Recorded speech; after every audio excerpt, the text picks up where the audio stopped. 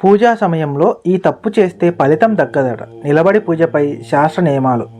హిందూ సాంప్రదాయంలో పూజ అనేది కేవలం ఆచారం మాత్రమే కాదు, అది మనస్సును దైవంతో కలిపే పవిత్ర సాధన. భక్తి, శ్రద్ధ, ఏకాగ్రతతో చేసిన ప్రార్థనకే పూర్తి ఫలితం లభిస్తుందని పెద్దలు చెబుతున్నారు.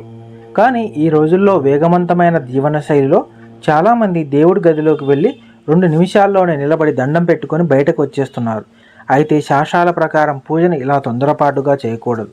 ప్రశాంతంగా ఆసనం వేసుకొని కూర్చొని పూజ చేయడం ఉత్తమమని ఆధ్యాత్మిక నిపుణులు సూచిస్తున్నారు. మరి నిలబడి పూజ చేయడం వల్ల ఏమి జరుగుతుంది? కూర్చొని పూజ చేయడంలో ఉన్న ప్రత్యేకత ఏమిటో తెలుసుకుందాం. నిలబడి పూజ చేయడం ఎందుకు మంచిది కాదు?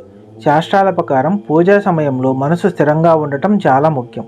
నిలబడి ఉన్నప్పుడు శరీరం, మనస్సు పూర్తిగా ఏకాగ్రతలో ఉండకపోవచ్చు. దీనివల్ల ప్రార్థనలో లోతు తగ్గిపోతుందని పండితులు చెప్తున్నారు. భక్తి కంటే తొందరగా ఎక్కువగా కనిపిస్తే పూజ ఫలితం కూడా తగ్గుతుందని విశ్వసిస్తారు.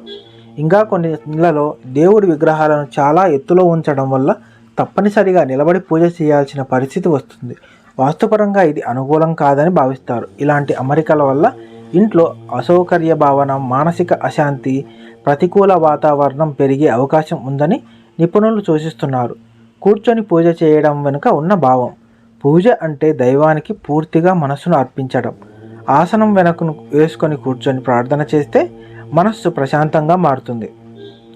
ధ్యానం, మంత్రపఠనం, జపం వంటి కార్యక్రమాల్లో ఏకాగ్రత పెరుగుతుంది. అందుకే పూజ సమయంలో ఎక్కువ భాగం కూర్చునే విధానానికే ప్రాధాన్యత ఇచ్చారు.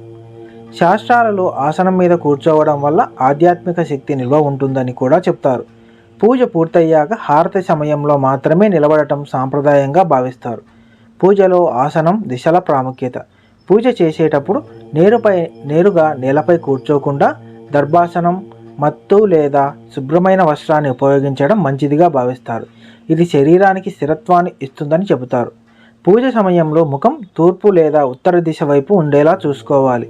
అలాగే పూజా సామాగ్రి అమరిక కూడా శాస్త్రోక్తంగా ఉండాలని సూచిస్తారు.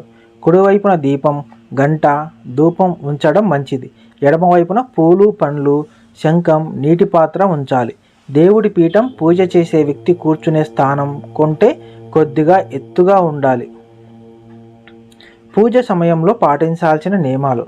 పూజ ముందు స్నానం చేసి శుభ్రమైన దుస్తులు ధరించడం శుభప్రదంగా భావిస్తారు. పూజ చేస్తున్నంతసేపు మనస్సును ఇతర ఆలోచనల నుంచి దూరంగా ఉంచి దైవంపై కేంద్రీకరించడం మంచిది.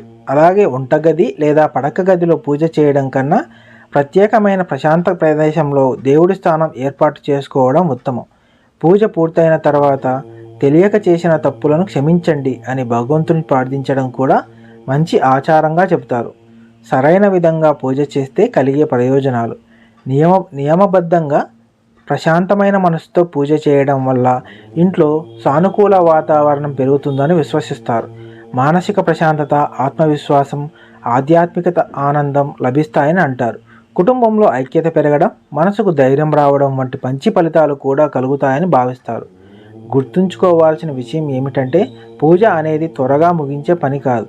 భక్తి, శ్రద్ధ, ప్రశాంతతతో చేసే పనికి, ప్రార్థనకే నిజమైన ఆధ్యాత్మిక ఆనందం లభిస్తుంది. వీడియో సమాప్తం.